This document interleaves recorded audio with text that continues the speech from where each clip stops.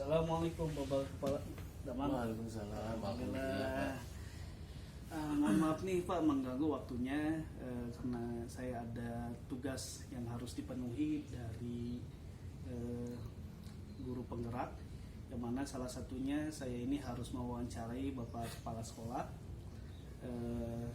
tentang permasalahan yang ada di sekolah dan bagaimana cara menyikapi keputusan-keputusan dilema etika atau bujukan moral yang selama ini Bapak pimpin di sekolah SMP Majaya. Apalagi Bapak kan salah satu kepala sekolah yang masih muda, kepala sekolah yang masih energik dan memimpin lembaga yang sangat kompleks besar, karena kan kita di sini sekolahan yang berbasis sekolah plus asrama, dan mana di situ banyak permasalahan yang terjadi. Tentunya baik itu dari siswa, dari SDM dan para guru dan lain-lainnya. Nah, mungkin itu yang nanti akan saya tanyakan kepada Bapak. Baik Bapak, mohon izinnya ya. Yang pertama mungkin pertanyaan saya terkait dengan hal tersebut. Selama ini Bapak bagaimana dapat mengidentifikasi kasus-kasus yang merupakan dilema etika atau bujukan moral? Selama saya menjabat jadi kepala sekolah hampir kurang lebih 3 tahun, tentu pasti akan menjumpai hal-hal yang demikian, apalagi yang kaitannya dengan dilema etika, di mana kita dihadapkan dengan situasi yang memang harus merumuskan sebuah kebijakan di mana kita harus menentukan sikap ketika menghadapi situasi benar dan juga benar. Artinya benar dari sisi regulasi, dari sisi aturan, dan juga benar dari sisi kemanusiaan. Nah, ini tentu akan menjadi sebuah polemik tersendiri sebetulnya, karena memang pasti akan banyak kita menjumpai hal-hal demikian. Sebagai contoh, di mana kita dihadapkan dengan situasi tentang kedisiplinan guru di dalam menjalankan tugas dan tanggung jawabnya. Apalagi kita punya salah satu program untuk melaksanakan kegiatan apel, dan itu dilaksanakan secara tertib jam 7 pagi.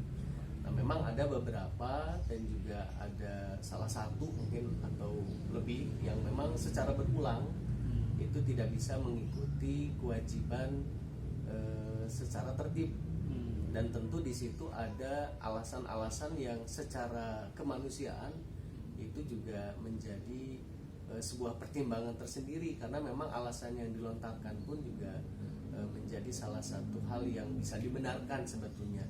Tapi kita dihadapkan dengan aturan tadi. Aturan ada yang menyebutkan, ada tersebut di dalamnya bahwa ya setiap guru, setiap pegawai itu harus bisa menjalankan kewajiban sesuai dengan waktu di mana awal dia menjalankan tugas, yaitu jam 7 pagi. Namun ada juga beberapa guru yang memang tidak bisa menjalankannya karena situasi tertentu. Ada yang karena anaknya yang tidak ada yang menjaga, kemudian ada yang sakit dan lain sebagainya. Hanya yang terus berulang ini kan yang menjadi sebuah permasalahan tersendiri. Betul. Jika situasional itu mungkin menjadi sebuah keputusan yang mudah untuk kita putuskan. Tapi ketika itu berulang dan alasannya juga sama seperti itu, nah ini juga menjadi salah satu hal yang memang harus kita sikapi dan harus kita buat keputusan tentang seperti apa seharusnya guru atau pegawai ini ditindak dan sebagainya. Oke, baik. Nah, selama ini bagaimana Bapak bisa menjalankan pengambilan keputusan di sekolah Bapak, terutama untuk kasus-kasus di mana dua kepentingan sama-sama benar ini atau sama-sama mengandung nilai kebajikan dengan bijak gitu? Ya, kita ngambil contoh seperti yang tadi mungkin Pak ya. Memang dalam mengambil keputusan ini kita juga melihat kasus-kasus tertentu.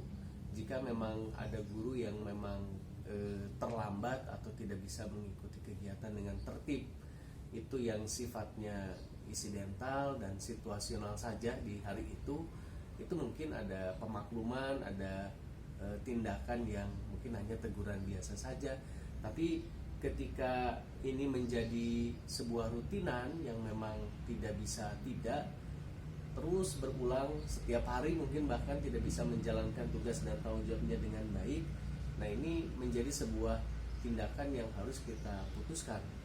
Ya, adapun langkah-langkahnya dalam pengambilan keputusan ini, yang pertama kita juga ada pendekatan secara personal kepada guru yang bersangkutan, kemudian menanyakan kendala, permasalahan yang dihadapi sehingga tidak bisa menjalankan tanggung jawabnya, kewajibannya seperti apa.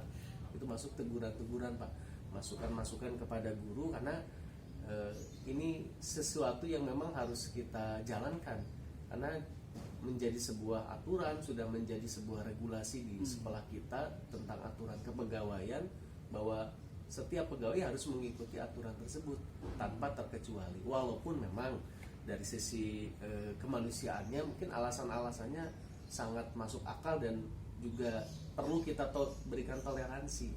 Tapi ini dampaknya juga kaitannya dengan teman-teman yang lain, dengan rekan-rekan yang lain, guru-guru yang lain. Ini juga menjadi hal yang tidak baik kalau seandainya memang tidak ada kejelasan bagaimana kita memberikan sikap. Ya tentu itu menjadi sebuah tindakan yang harus diambil, sehingga saya lebih mengedepankan aturan. Tentu walaupun secara alasan ya bisa diterima, tapi karena memang itu berulang-berulang, sehingga memang ada tindakan-tindakan yang kita terapkan ya sesuai dengan aturan yang sudah dibuat, regulasi yang ada di sekolah kita. Oke. Nah lalu hal apa nih yang selama ini dianggap paling efektif oleh Bapak dalam pengambil keputusan pada kasus-kasus dilema etika ini? Yang paling efektif tentu kalau situasinya lebih kasus-kasus yang kecil, itu yang paling efektif ya kita adakan dialog secara personal dengan yang bersangkutan. Ya tentu kita juga harus tahu situasi yang dihadapi oleh guru yang bersangkutan, sehingga kita bisa lebih bijak lagi untuk mengambil keputusan seperti apa. Mungkin dalam ranah ini bisa ada toleransi yang kita berikan, atau mungkin kita bisa memberikan masukan yang kuat, karena ketertiban ini kan masalah dari sebuah kebiasaan. Adapun alasan-alasan yang tadi muncul itu sebetulnya hanya soal pengkondisian saja. Ketika bisa lebih mengkondisikan, bisa lebih siap dalam menjalani kewajiban, kami rasa itu juga bisa lebih baik lagi dalam prosesnya. Maka pendekatan secara personal ini kami rasa sangat penting dan sangat luar biasa sekali efeknya ketika melaksanakan pendekatan beberapa kali. Dari guru-guru yang ada pun ya alhamdulillah berangsur-angsur juga bisa mengikuti kewajibannya dengan baik dan bisa memperbaiki keadaan. Oke. Nah, hal-hal apa saja nih selama ini yang merupakan tantangan dalam pengambilan keputusan pada kasus-kasus tersebut? Ya tantangannya kaitannya dengan sebuah kebiasaan tadi ya Pak. Ketika kebiasaan itu sudah terbangun berlarut-larut, berlama-lama, apalagi ada pembanding dengan rekan yang lain, terkadang hal-hal yang tidak baik itu terkesan menjadi sebuah hal yang biasa, dan itu jadi susah untuk dirubah. Karena dari dulu ya seperti ini, kan dari dulu sebelum Bapak menjabat pun ya kondisi saya seperti ini. Banyak hal-hal yang demikian, tapi ketika ini tidak dirubah, tidak diingatkan, tidak ditegur, ini dampaknya juga kepada rekan-rekan yang lain yang sudah bisa menjalankan kewajibannya dengan baik. Itu sebuah tantangan dalam pengambilan keputusan yang memang jadinya ya ketika kita memutuskan hal ini ke arah yang lebih baik, tentu resikonya juga ada. Ya, namanya seorang pemimpin ya tidak disukai dalam hal kebijakan-kebijakan yang dikeluarkan, itu sebenarnya menjadi sebuah konsekuensinya. Namun lebih titik beratnya yang saya lakukan, tentu kita lebih mengedepankan maslahat dari orang banyak secara umum, dan tentu aturan yang sudah dibuat ini juga tidak dicederai. Baik Pak. Apakah Bapak memiliki sebuah jadwal nih tertentu dalam sebuah penyelesaian kasus dilema etika?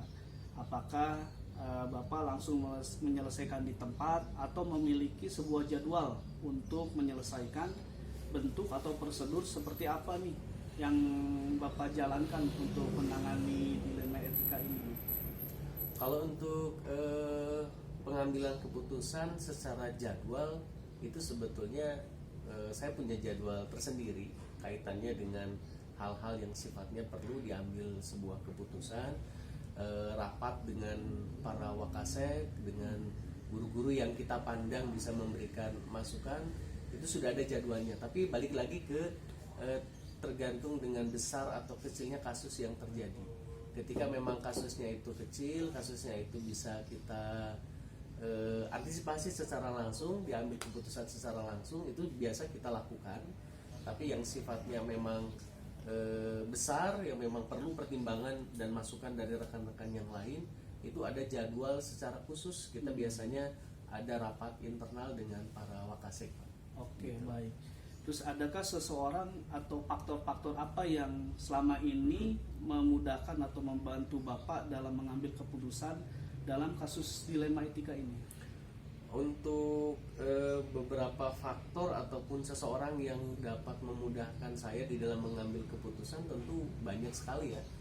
Ya diantaranya dari atasan kami sendiri, dari yayasan, itu juga menjadi salah satu faktor kita bisa dengan mudah dan bisa lebih banyak opsi untuk kita dalam mengambil keputusan, termasuk dari rekan-rekan tadi, dari para wakasek, dari para guru yang tentu punya pandangan-pandangan tersendiri di dalam menghadapi situasi yang saat ini terjadi, sehingga dalam pengambilan keputusan pun bisa lebih mudah.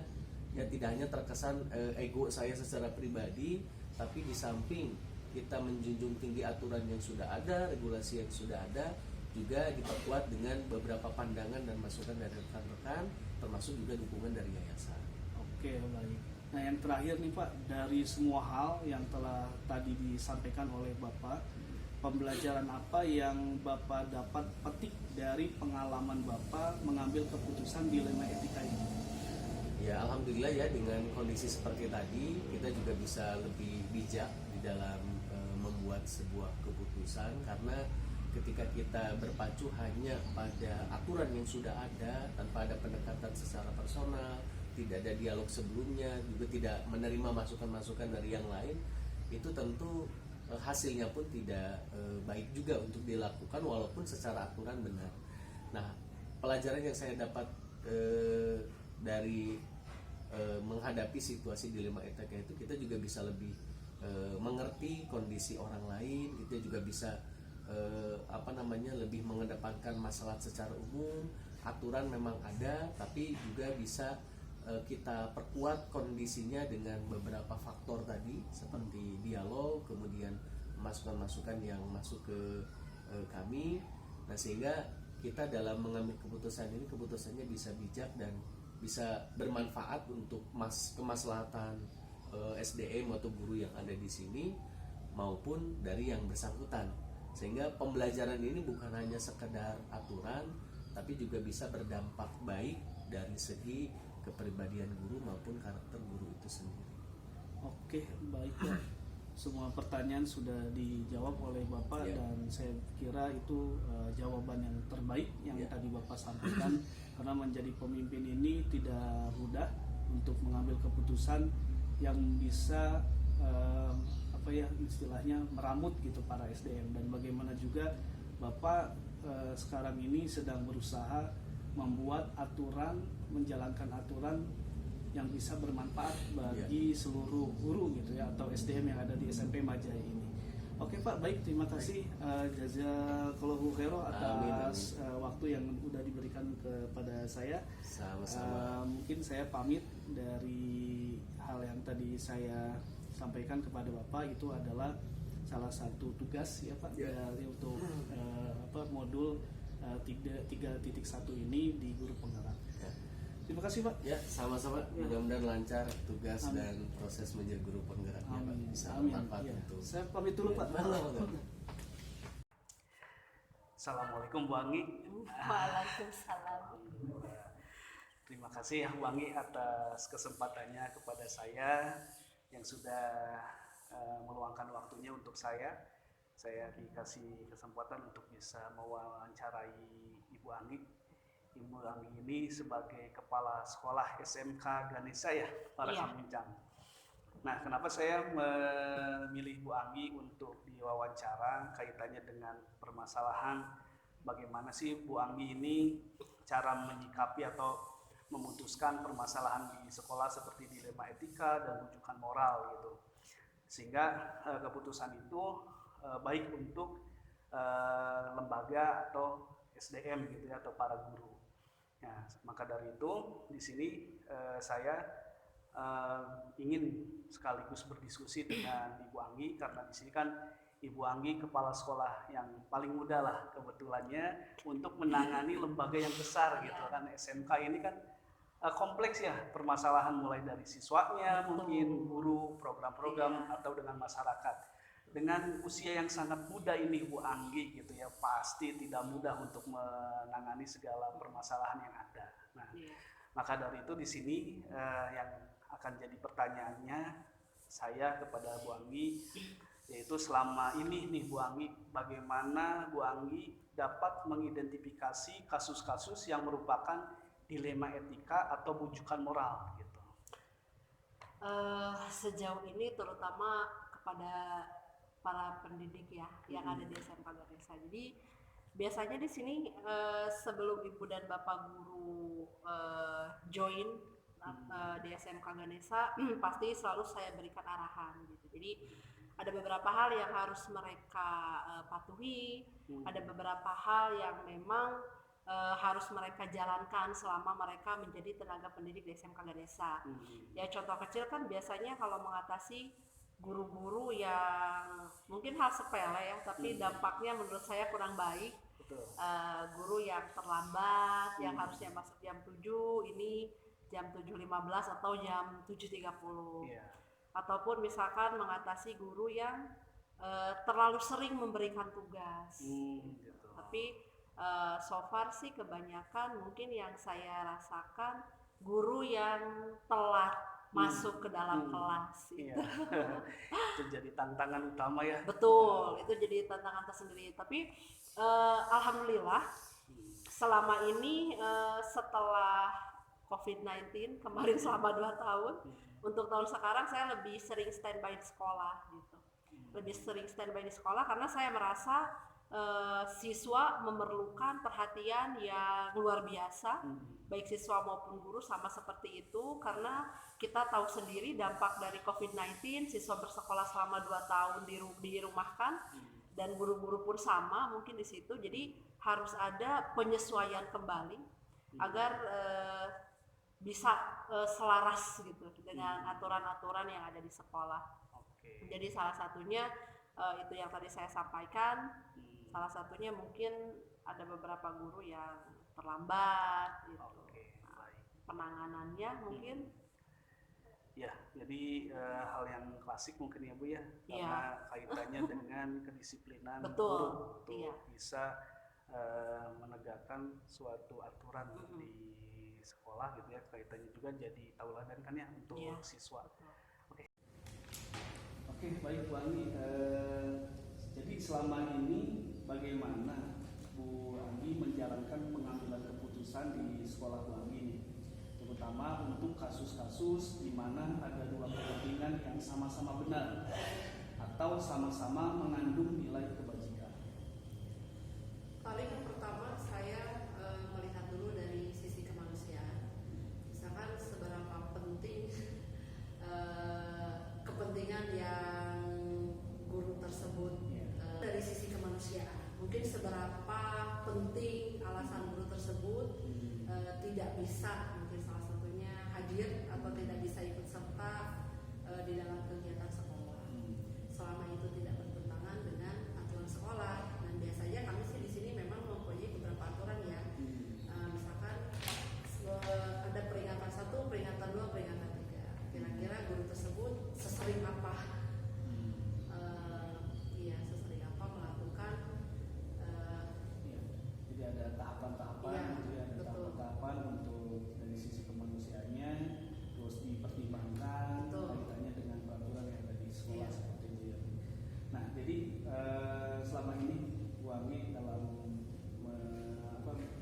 menghadapi permasalahan tersebut, langkah-langkah atau prosedur seperti apa nih yang biasa Ibu lakukan selama ini ketika melihat gurunya itu terlambat, mungkin tidak disiplin dalam masuk kelas gitu. Nah itu ada langkah-langkah apa untuk bisa Ibu perbaiki? Kalau yang saya rasakan sih, karena memang saya untuk tahun ini lebih sering di sekolah ya, mengontrol siswa dan mengontrol guru.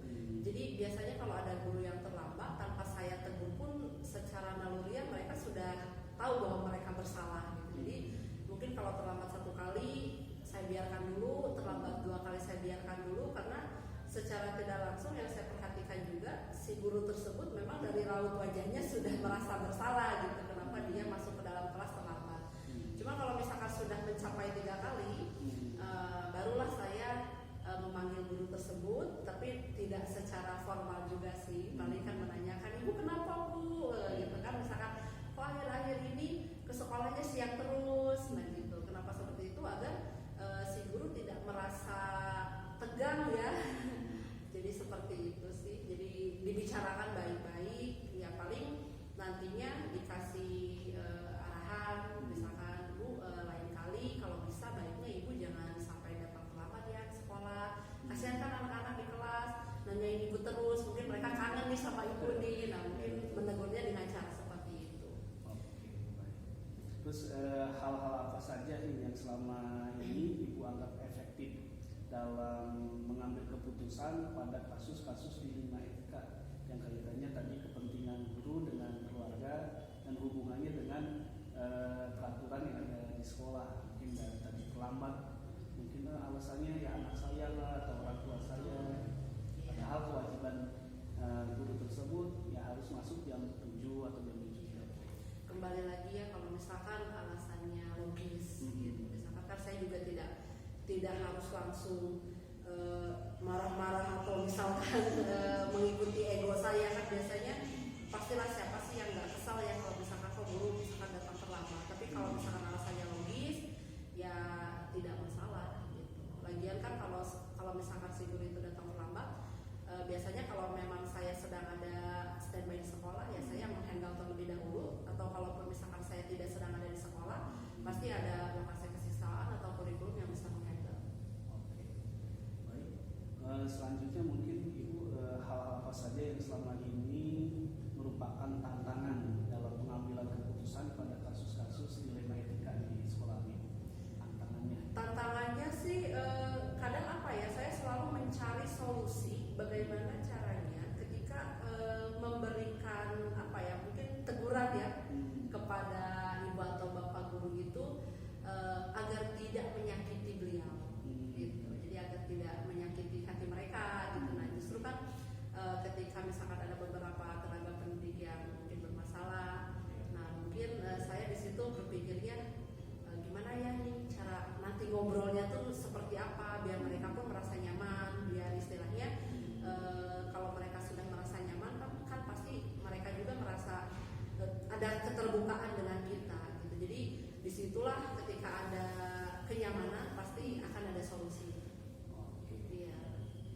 Nah, untuk selanjutnya, apakah Ibu memiliki sebuah jadwal tertentu dalam sebuah penyelesaian kasus dilema etika, dan apakah Ibu langsung menyelesaikan di tempat gitu, atau memiliki sebuah jadwal untuk menyelesaikannya, dan bentuk apa prosedur seperti yang dijalankan selama ini? Jadi sebetulnya kalau misalkan diagendakan khusus nggak ada sih, ya.